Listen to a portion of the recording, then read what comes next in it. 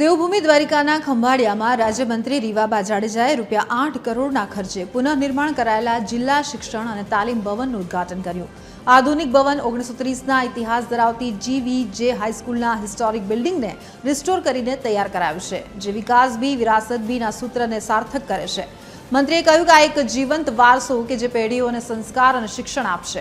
ઉદ્ઘાટન બાદ તેમણે GCERT પ્રેરિત જિલ્લા કક્ષા બાળ વૈજ્ઞાનિક પ્રદર્શન અને કૌશલ્યોત્સવના સ્ટોલની પણ મુલાકાત કરી। વિદ્યાર્થીઓએ ટકાઉ ખેતી, ગ્રીન એનર્જી, જળ સંરક્ષણ જેવા મહત્વના વિષયો પર પ્રોજેક્ટ રજૂ કરીને વૈજ્ઞાનિક અભિગમ દર્શાવ્યો, જેનાથી મંત્રીએ તેમને પ્રોત્સાહિત કર્યા।